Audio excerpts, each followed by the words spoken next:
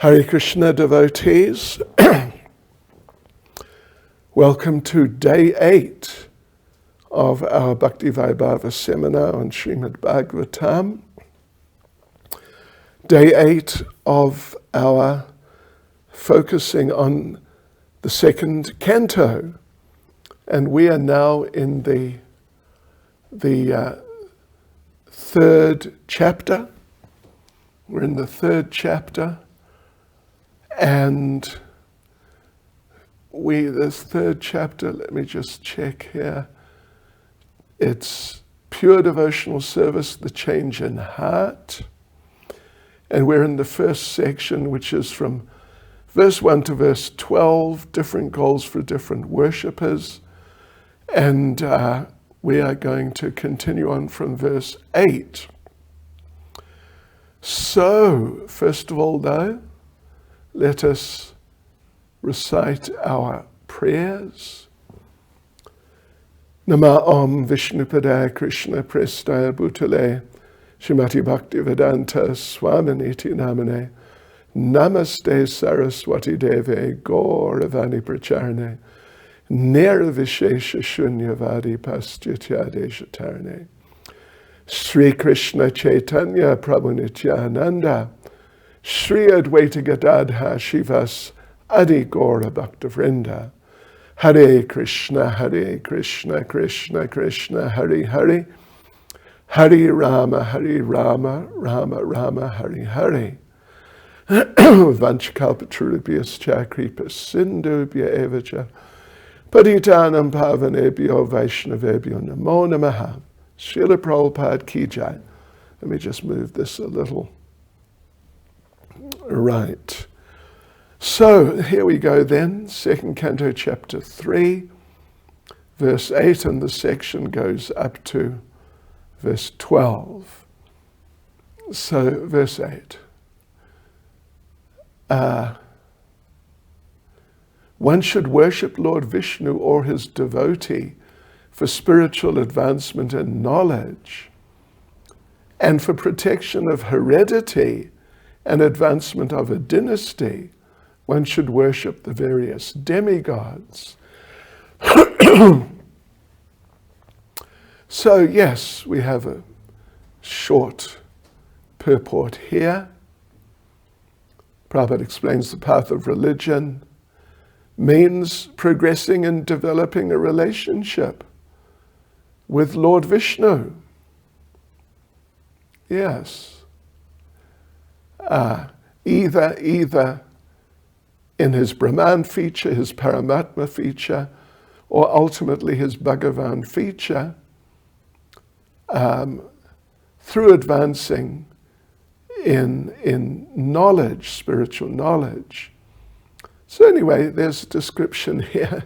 If you have different material desires and, you really, that's like a really important focus for you, then you can do these things, but then it's outside Krishna consciousness.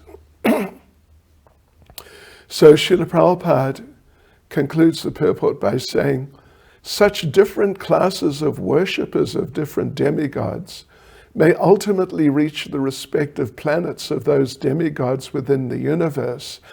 But he who reaches the spiritual planets in the Brahma Jyoti achieves the highest perfection. Okay, and then verse 9. One who desires domination over a kingdom or an empire should worship the Manus. One who desires victory over an enemy should worship the demons, Hare Krishna. And one who desires sense gratification should worship the moon. But one who desires nothing of material enjoyment should worship the Supreme Personality of Godhead. So, Prabhupada makes the point at the beginning of the purport.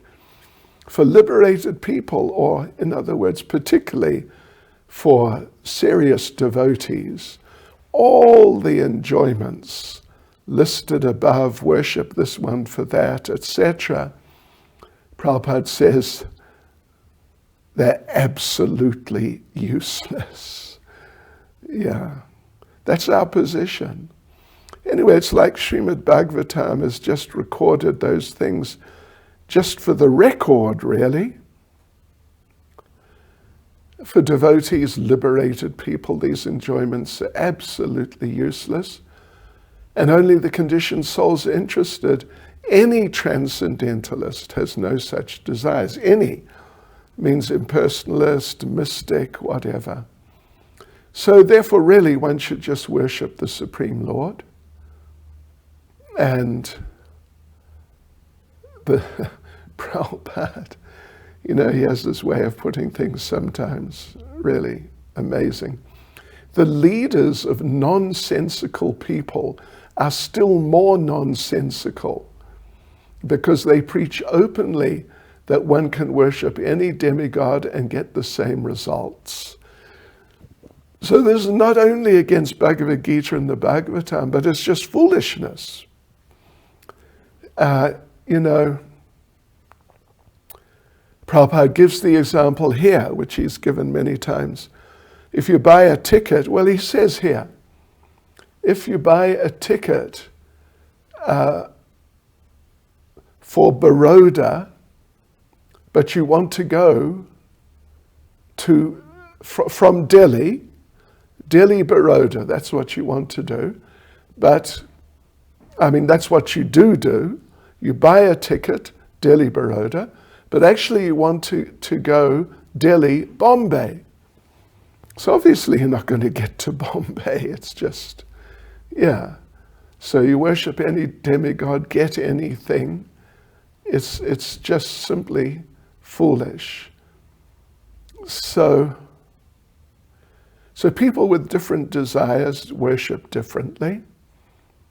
But one who has no material desire should worship Krishna by devotional service. Then Srila Prabhupada defines pure devotional service, which of course he's done many times. It means service to the Lord without any tinge of material desires, including desire for fruitive activity and empiric speculation. For fulfillment of material desires, one may worship the Supreme Lord, but the result of such worship is different, as will be explained in the next verse. That's what we're going to look at in a minute or two.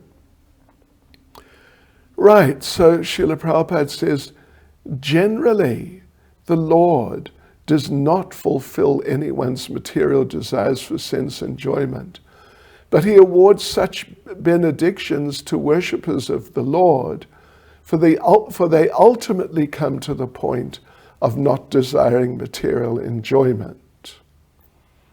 So the conclusion is, one must minimize the desires for material enjoyment, and for this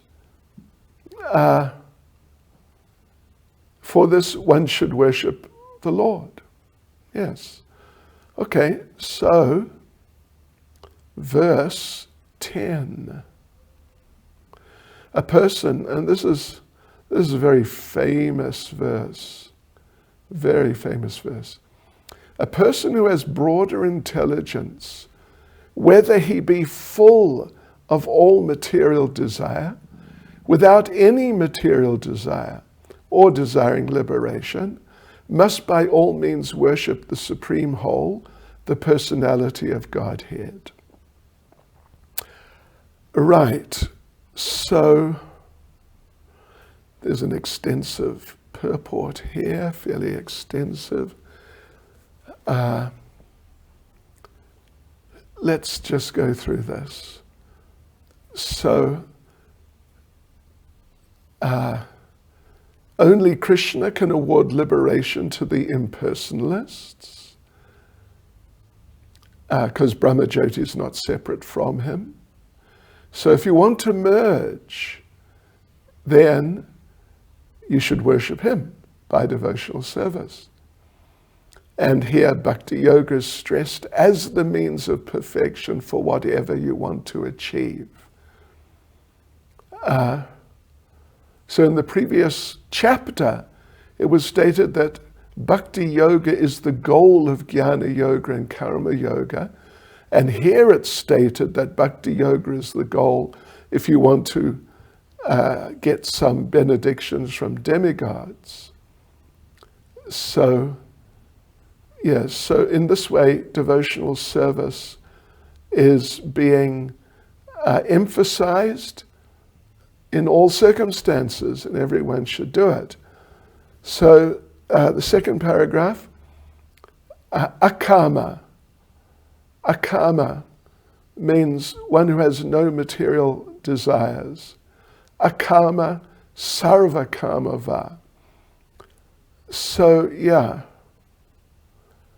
we have desires, but they should only be for devotional service. Because we're part and parcel of Krishna.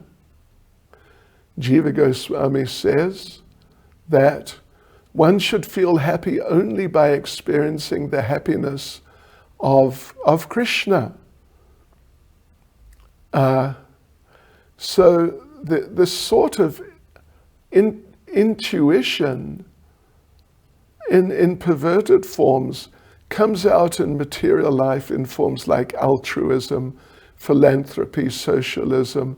One's trying to get a higher, sort of broader type of happiness, not just yourself. So Prabhupada says this is a partial form of the feeling that you get by serving the Lord. And actually the original feeling, the real feeling that one gets in its perfectional form from serving the Lord was displayed by the gopis. Prabhupada quotes, "They loved the Lord without any return, and this is the perfect exhibition of the akama spirit." Yeah, so the kama spirit, the desire for one's own satisfaction, is fully exhibited in the material world. Whereas the spirit of akama, desirelessness, is fully exhibited in the spiritual world. So the third paragraph. An interesting point, thoughts of becoming one with the Lord. They can also be exhibitions of the karma spirit, my enjoyment spirit. If, for example, if for your own satisfaction, you want to become free from suffering, you want to become liberated from suffering because you don't like suffering. So this is, that's part of the impersonal idea. But if you want to achieve that for your own satisfaction, then it's part of karma, a desire for personal enjoyment. So therefore a pure devotee doesn't want liberation, relief from misery. All he wants to do is satisfy the Lord. And if it feels nice, that's good. If it's painful, that's good. Whatever it takes to serve the Lord. And I'm not worried about what my own experience is like.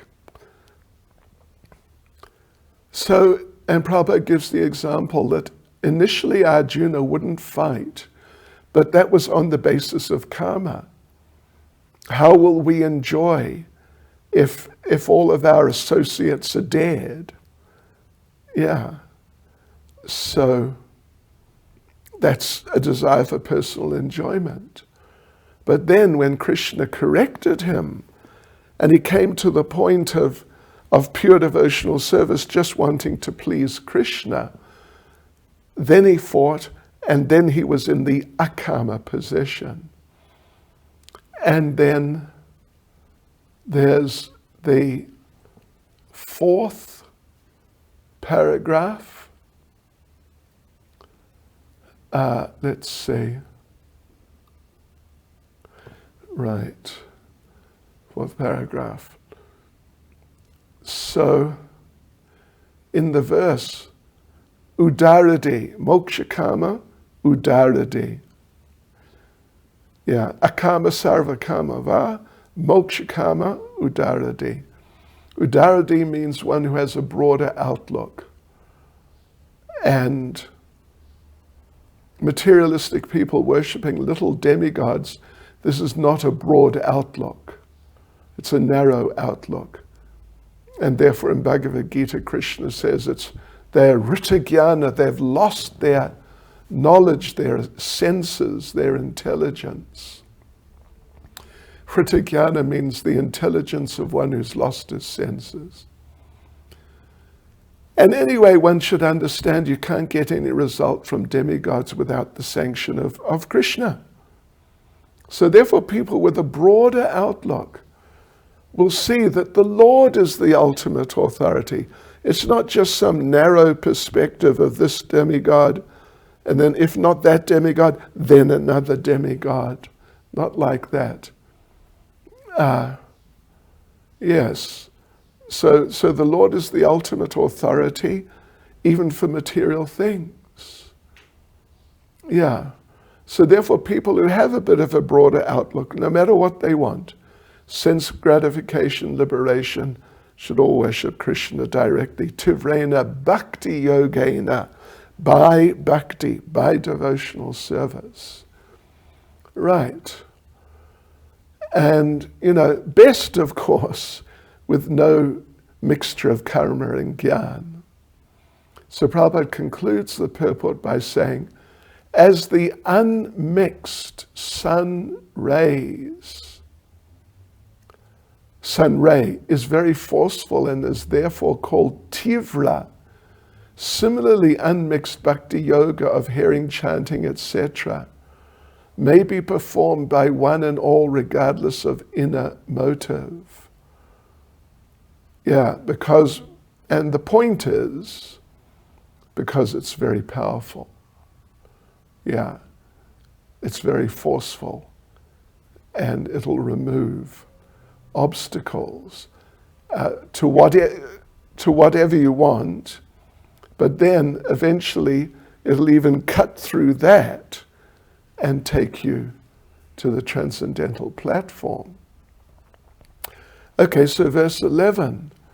All the different kinds of worshippers of multi-demigods can attain the highest perfectional benediction, which is spontaneous attraction unflinchingly fixed upon the Supreme Personality of Godhead, only by the association of the pure devotee of the Lord.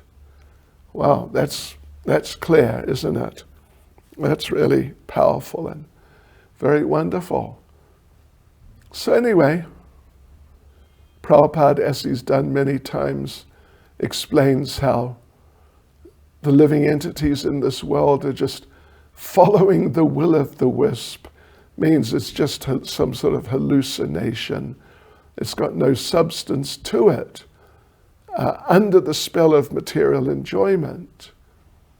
So any idea of enjoying materially in this world, either demigod worship or advancement of scientific knowledge or getting money or whatever it may be, it's all illusory and can't help you solve the problems of life, fundamental problems, birth, death, old age, and disease. Yeah. So Prabhupada makes the point that the history of the universe is full of such plan makers, kings, emperors, they come and go, leaving their plans behind them. Yeah. But the prime problems, birth, death, etc., remain unsolved. And then second paragraph, human life is for solving these problems. Yeah. And you can't solve those problems with the help of the demigods, or for that matter, scientific advancement. Prabhupada mentions going to the moon. Yes. So anyway, That's, of course, become more popular these days. But there's very little information about going to the moon. And I mean, what's it really like? Prabhupada says that there is false advertisement for selling land on the moon. Yeah, but what information have they got? So the followers of the Vedas accept the descending process of acquiring knowledge, accepting the statements of the Vedic literature in toto. In this way you can have knowledge of the Lord, the demigods, their planets. Yes. And Prabhupada mentions Bhagavad Gita 9:25, that whatever you worship, you'll end up getting that, and you'll take birth under those circumstances. So if you worship Krishna, you'll be with him. Third paragraph.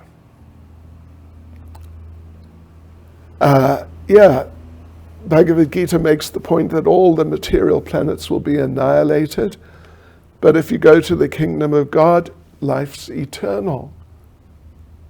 So Prabhupada says, the worshippers of the demigods have just one facility more than the unbelievers. Yeah.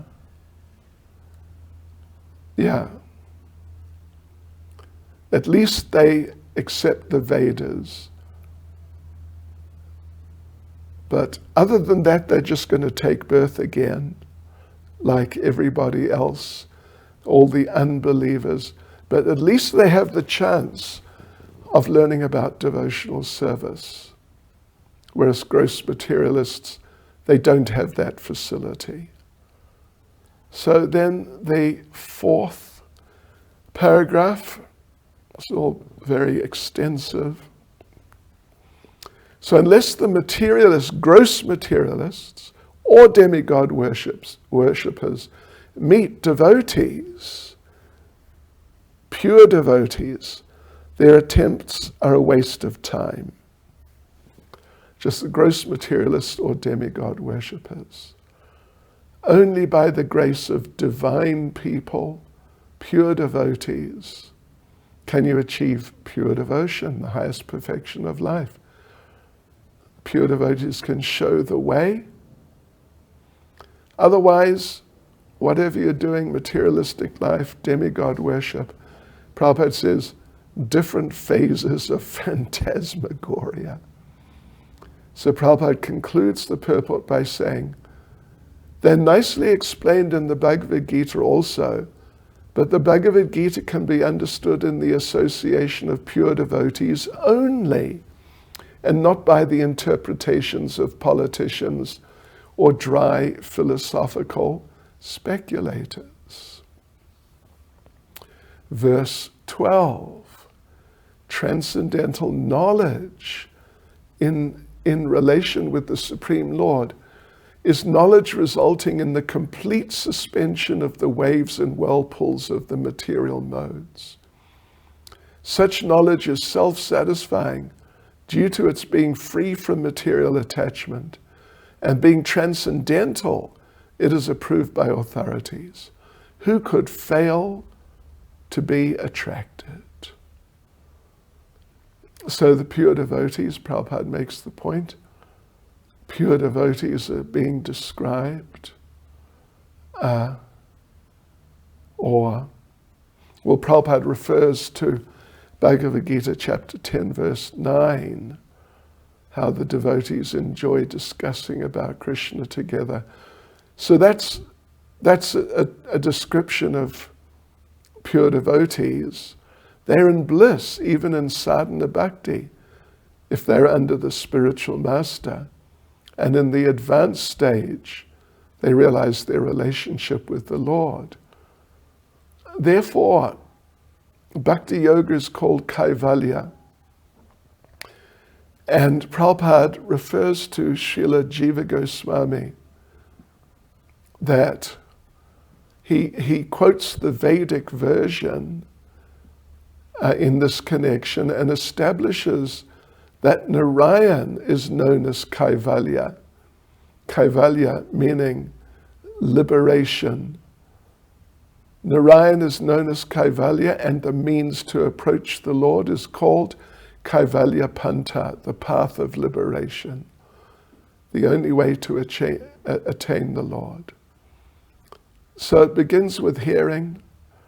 Then as the devotee becomes absorbed, gradually all material activities become unattractive, ultimately not even interested in his own body, what to speak of relatives, not affected by the modes.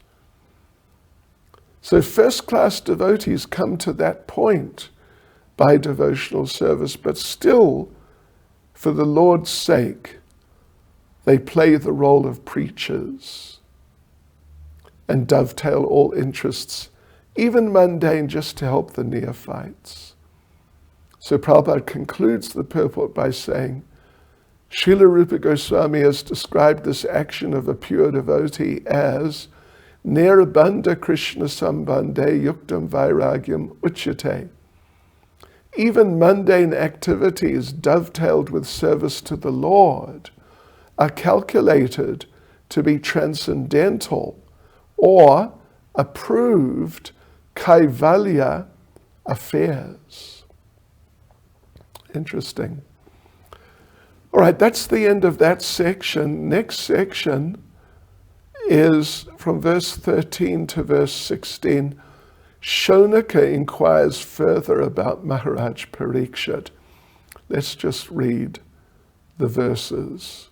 Shaunaka said, the son of Vyasadeva, Srila Shukadev Goswami, was a highly learned sage and was able to describe things in a poetic manner.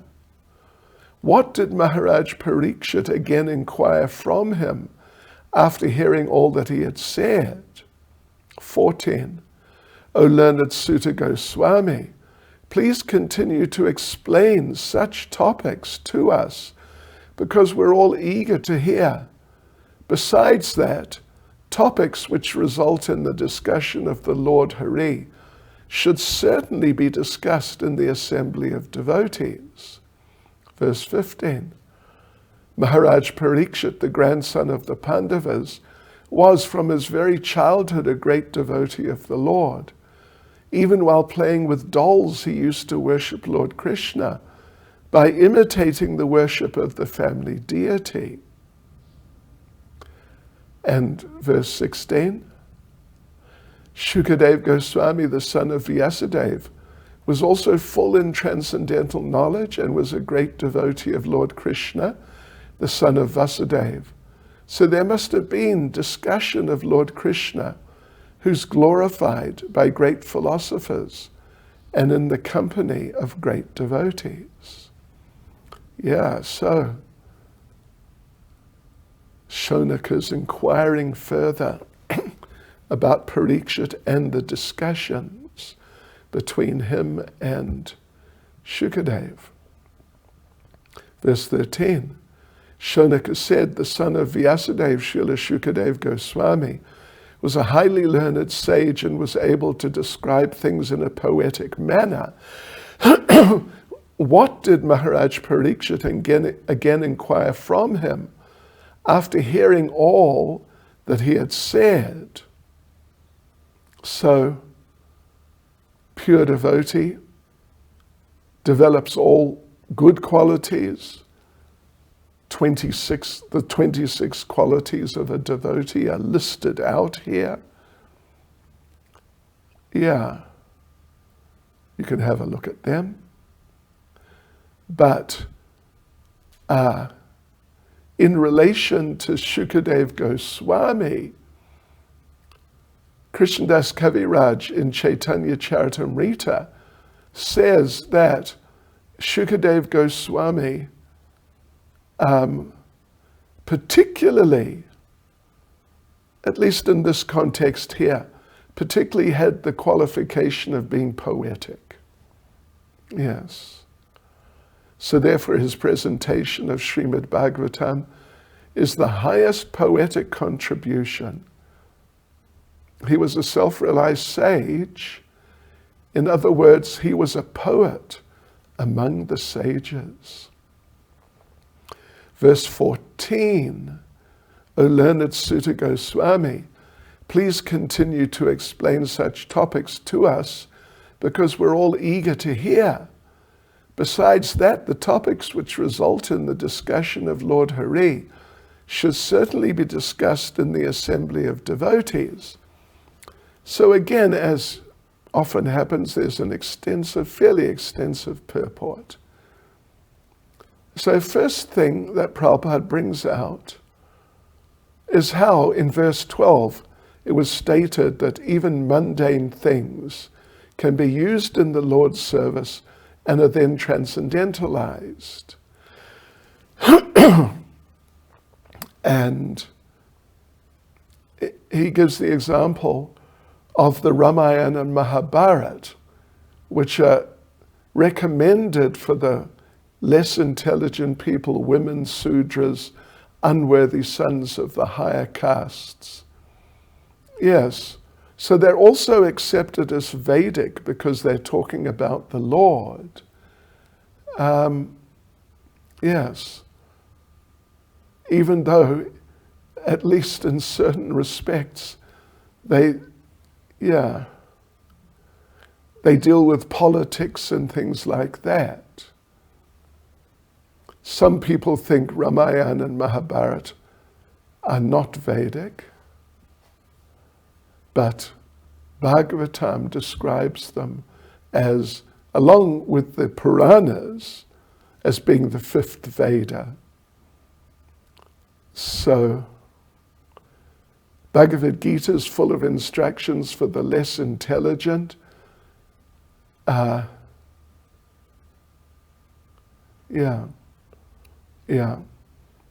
to become a devotee, why to become a devotee, why not to be a materialist. So it's for people who need to be taught that. Some people say Bhagavad Gita is not for householders, but it was spoken to a householder, Arjuna. So therefore, Bhagavad Gita is, you could say, for beginners, Bhagavatam postgraduate. And Mahabharata, Ramayana, the Puranas, all transcendental. So the thing is, in regards to these literatures, Mahabharata, Ramayana particularly, and to some degree some Puranas, they seem like typical histories. So therefore, because there's so many, it's the story, Mahabharata story of the Pandavas, how they struggled, how eventually they won. It's historical. So therefore, these things should be discussed in the company of devotees, because then the transcendental nature will be brought out. Otherwise, they can't really be relished if they're just simply politics and fighting and things like that. Right, so Prabhupada again brings up the point that these literatures are not impersonal. People who are inclined to mundane literature can study these books and find them very inspiring. And Prabhupada says, Srimad Bhagavatam begins with the history of the Pandavas, complete with politics and social activities. Yet it is Paramahansa Samhita for the topmost transcendentalists and describes the highest knowledge. That's what it is. And that will be seen as long as it's discussed, as long as you're there for discussion amongst the devotees. Verse 15, Maharaj Parikshit, the grandson of the Pandavas, was from his very childhood a great devotee of the Lord.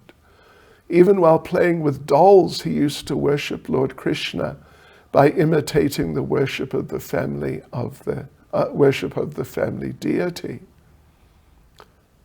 So in Bhagavad Gita's 6th chapter, the fate of the fallen yogis is described, and they get born in good families, even ultimately devotee families. But Maharaj Parikshit was not exactly just like that, like a fallen yogi. Now he's getting an opportunity by being born in a good family. He was already a great devotee. Yeah. It wasn't just to save him from a fallen condition. So therefore, from the very beginning, he was engaged in devotional service.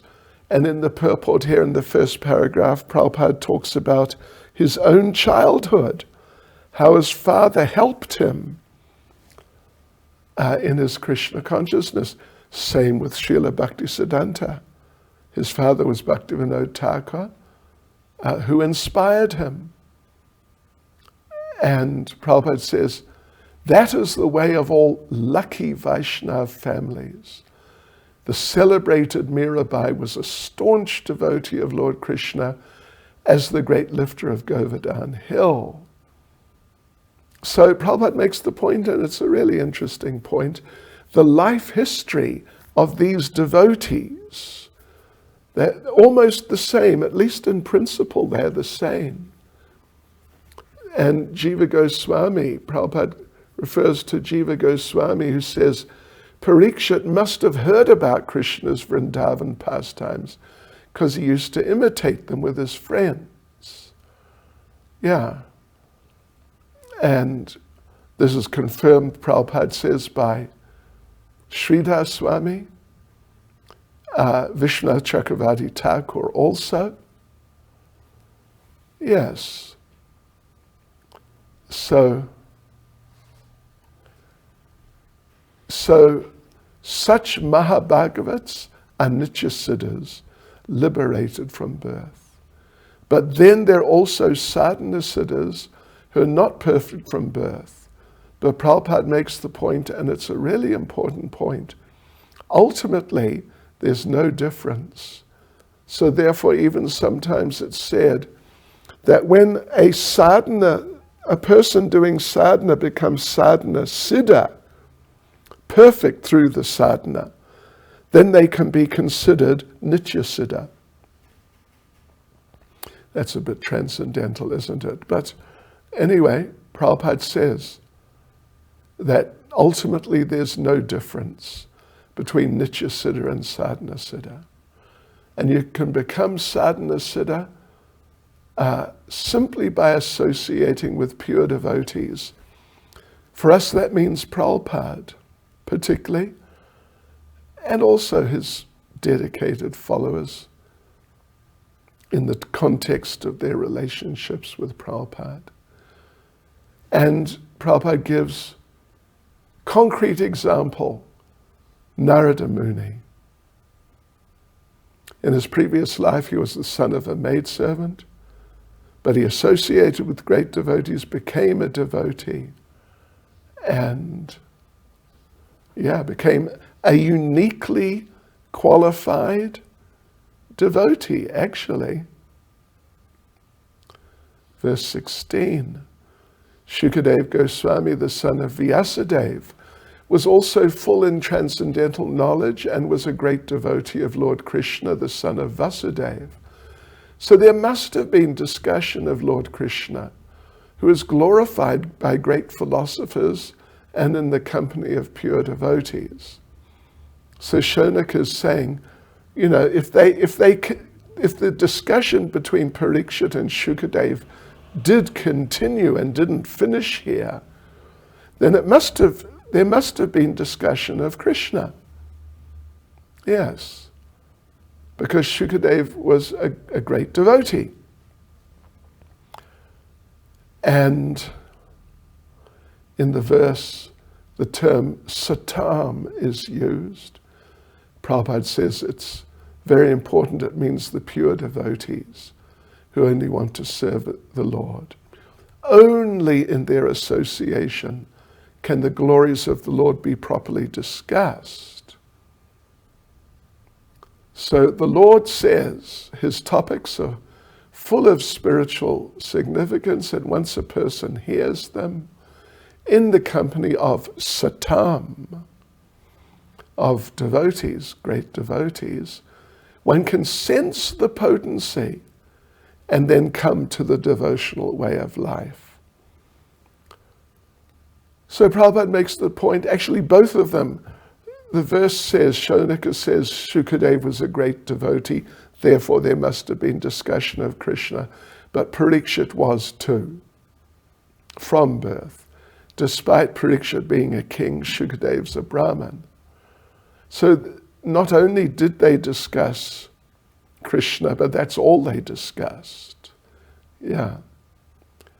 So in the verse, Jiva Goswami says the word cha after Vyasaki suggests that both Sukadev and Maharaj Parikshit are of the same category, even though one is playing the part of the guru and the other of the disciple. In fact, elsewhere, we'll probably come across it sooner or later, is if circumstances had been different, they could have, the roles could have been swapped, and it would have been just as glorious. So, okay, now we go on to the next section, which is from verse 17 to verse 25. Shaunika emphasizes devotional activities. Right, verse 17 to verse 25. And, we'll go as far as we can. I don't think we can finish it, because there's some pretty extensive purports. But let's read the verses. Both by rising and this is 17. Both by rising and setting, the sun decreases the duration of life of everyone, except one who utilizes the time by discussing topics of the all-good personality of Godhead. 18. Do the trees not live? Do the bellows of the blacksmith not breathe? All around us, do the beasts not eat and discharge semen? 19. This is a classic. Men who are like dogs, hogs, camels, and asses, praise those men who never listen to the transcendental pastimes of Lord Sri Krishna, the deliverer from evils. Famous verse. 20. One who has not listened to the messages about the prowess and marvelous acts of the personality of Godhead, and has not sung or chanted loudly the worthy songs about the Lord, is to be considered to possess ear holes like the holes of snakes, and a tongue like the tongue of a frog.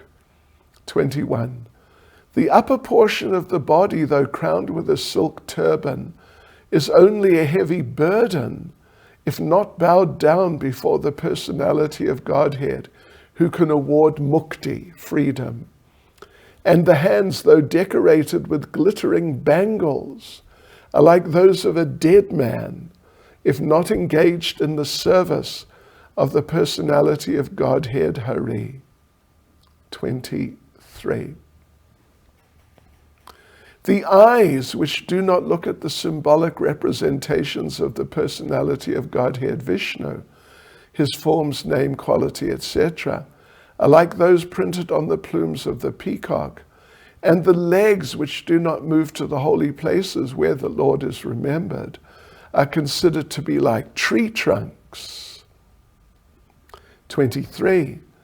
The person who has not at any time received the dust of the feet of the Lord's pure devotee upon his head is certainly a dead body. And the person who has never experienced the aroma of the tulsi leaves from the lotus feet of the Lord is also a dead body, although breathing. 24.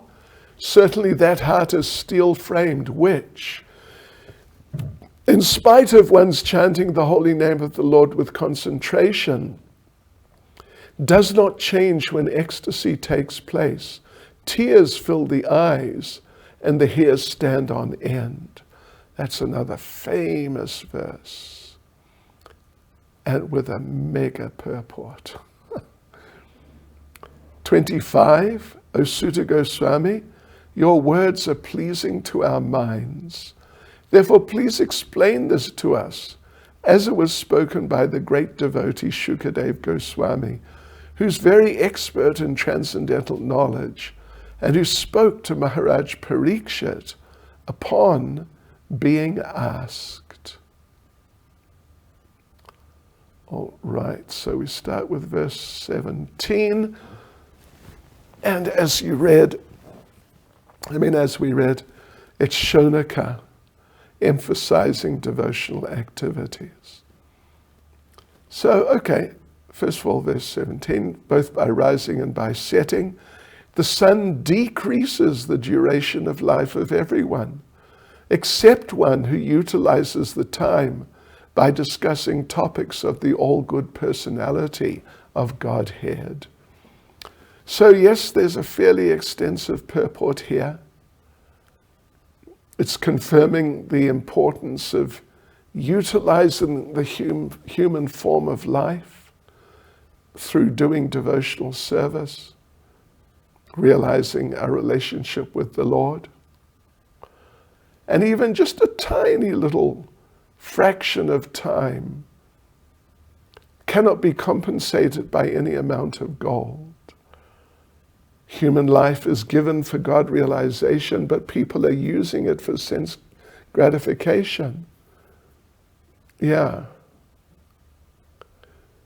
So, but as soon as one gets good association and some contact with the Lord in His name, form, quality, etc., through the proper channel, then the door to perfection is immediately opened. And Prabhupada refers to Bhagavad Gita chapter 2 verse 40, that in this process there's no loss, no diminution. Just a little advancement can save you from the greatest type of fear. Yeah, that efforts in devotional service are never baffled. Just as strong drugs injected work on the whole body, so topics of the Lord injected through our ears by a pure devotee can act very efficiently, like completely pervading one's life. So oral realization based on hearing, implies total realization. Just as fructification of one part of a tree implies fructification of all other parts. So we need at least a moment's association with a devotee like Shukadeva. That'll prepare us for our life for eternity. So therefore, in that sense, the sun never robs the devotee of any duration of life. Okay, now there's a second paragraph. So Prabhupada makes the point that material piety like charity, etc., is recommended in Smriti Shastras as quoted by Vishwanath Chakravarti Thakur. Money given in charity to a suitable person means guaranteed bank balance in the next life. It's recommended to be given to a Brahmin. If it's given to a non-Brahmin, then you get it back in the next life in the same amount. If it's given to a half-educated Brahmin, then even then the money is doubled in the next life. So we should give lots of money to devotees. If the money's given in charity to a learned and fully qualified Brahmin, the money is returned 100 and 1,000 times. And if the money is given to someone who's factually realized the Vedas, it's returned by unlimited multiplication. So like that, Prabhupada makes the point, even just a moment's association with a pure devotee by hearing and chanting is the perfect guarantee, a perfect guarantee for going back to Godhead. And Prabhupada concludes the purport by saying, in other words, a devotee of the Lord is guaranteed eternal life. A devotee's old age or disease in the present life is but an impetus to such guaranteed eternal life. Verse 18, do the trees not live? Do the bellows of the blacksmith not breathe? All around us, do the beasts not eat and discharge semen? So, yeah, okay. There's a couple of paragraphs here.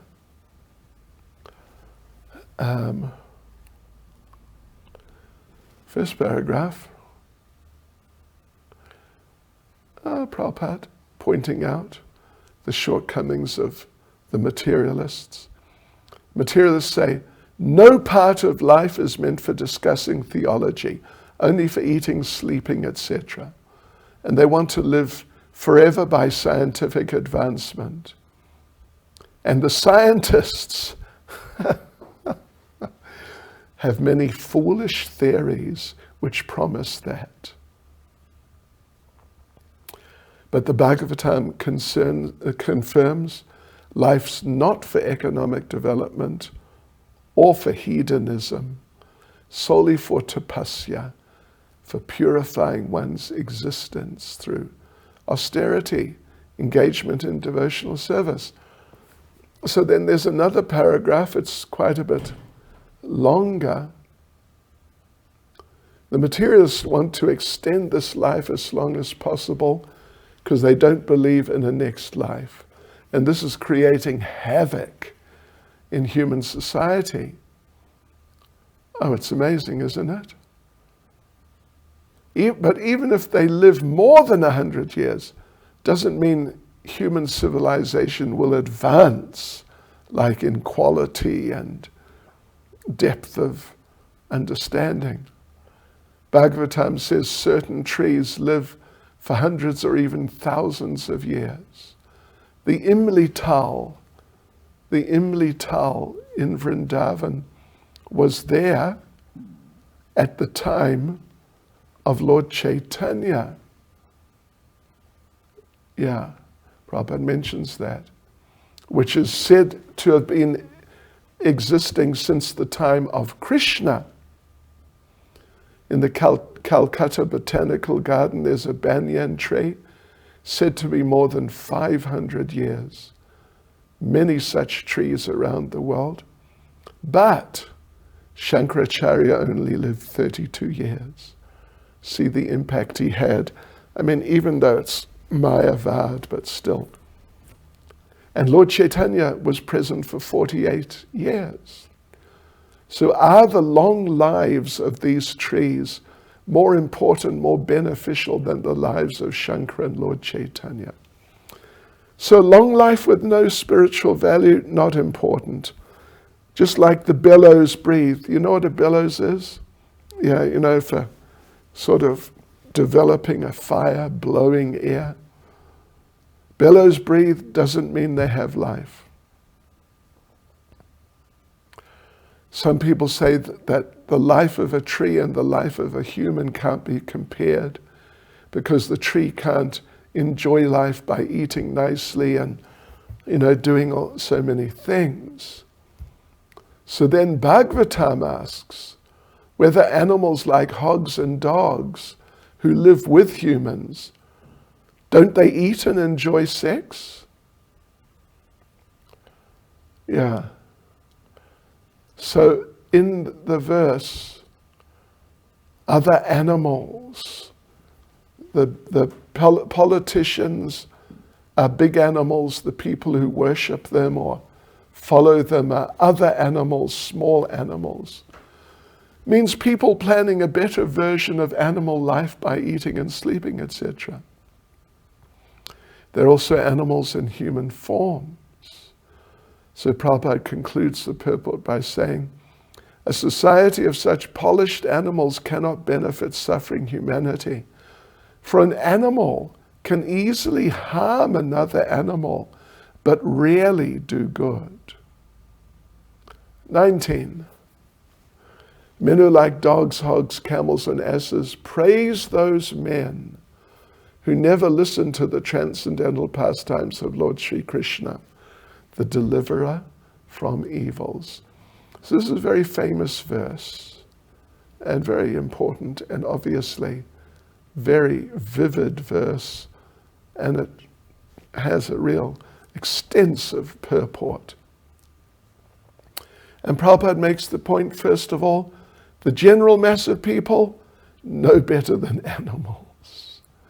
And here they've been put on the level of dogs, hogs, camels, and asses. Yeah. So then Prabhupada shows how that's a fact. That universities prepare one for a doggish life. Doggish life means you need a good master. A dog without a good master is not a happy dog. Yeah. So therefore, the young people, after getting a degree, they go door to door to find employment, but generally they're driven away.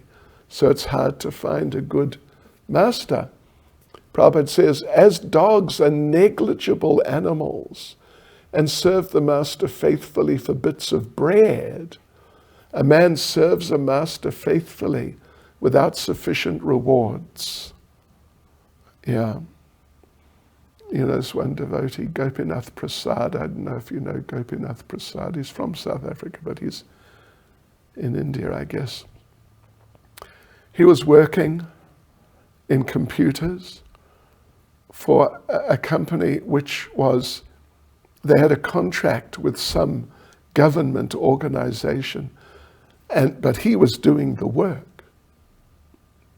They, like the managers, they were not doing any work. You know, like the computer work that the government department needed. So he was getting some hundreds of rands for working hard. They were getting thousands, like several times more, and they didn't actually do anything. Yeah. So, yeah, just like a dog with a master. So first of all, dogs are described. That's the description we just read. Now hogs, people with no discrimination about what to eat are like hogs. They eat stool. And even different creatures eat different things. Some even eat stones. But humans shouldn't live like that. They should have a nice vegetarian diet. We have teeth for eating fruit and veggies. We have 2 canine teeth for those who insist on eating meat. And actually we should eat prasadam, not imitate the animals, to derive so-called vitamin values. Do you remember on Sunday that one fellow said, there's so many vitamins in the skin of an orange or something? Right. All right, then third paragraph talks about the camel. Camel is the third animal described. So the camel likes to eat thorns, because when he eats thorns, it cuts his mouth, and he then sort of he tastes the blood, and he likes the taste of blood. So he thinks, oh, these thorns are great. These thorns are great. But the thorns are not great. These thorns taste great, he's thinking. But it's his blood. So Prabhupada makes the point that humans are really so attached to sex life. And for a male, sex life, the semen is just transformed blood. So you're just losing blood. And you're thinking, oh, very nice. Then the ass, 4th paragraph, donkey, is a fool even amongst the animals. Works all day carrying things. There's along the road. On either side of the road there's grass. But he thinks that he must work hard because at the end of the day he'll get a carrot. Yes. So he comes home and gets kicked by the female ass when he wants sex. And some people are like this, laborers in factories, they just work hard. But if you just get some land, you can produce nice foodstuffs. You don't have to work in the hellish factory. Yeah, so Prabhupada then, in the last paragraph, 5th paragraph, makes the point that the Bhagavatam's categorizing the common men without any spiritual enlightenment into the society of dogs, hogs, camels, and asses is not at all an exaggeration. Not at all an exaggeration. The leaders are like, the leaders may be proud of being adored by so many dogs and hogs, but that is not actually flattery. You know, yesterday or the day before, this woman, McVie, you heard of her? Fleetwood Mac, from my youth, actually my late youth, and then I forgot about them. They were really famous. She died. And so many people are saying, you know, what a wonderful person she was, and great, but she was a pretty useless person, frankly. Wrote a whole lot of songs about sex life and things. So if you're being praised by people like that, it doesn't really mean that you're very praiseworthy. Yeah. So Prabhupada concludes the purport by saying, such godless leaders of dogs and hog-like men are bigger animals with the qualities of animals in greater proportion. That's all. So let's do one more verse. Let's do verse 20. One who has not listened to the messages about the prowess and marvelous acts of the personality of Godhead, and has not sung or chanted loudly the worthy songs about the Lord, is to be considered to possess ear holes like the holes of snakes, and a tongue like the tongue of a frog. So, anyway, Prabhupada describes how devotional service is rendered by the whole body on the basis of the dynamic force of the soul. Therefore, the devotee engages 100%. In this way, the senses become purified in relation to the Lord. But if the senses are engaged in material activity, they're impure. Yeah. So, the Lord is supreme with all senses. The devotee also has all senses. Krishna imparted the Bhagavad Gita to Arjuna with full senses, and Arjuna received it with full senses. So, therefore, spiritual understanding is nothing like an electrical charge from master to disciple. Prabhupada told that story of the one so-called master put his hands on the head of the disciple. Then there's like this electrical charge phenomenon or something. And the master then fell back and said, now I've lost everything because I gave it to you.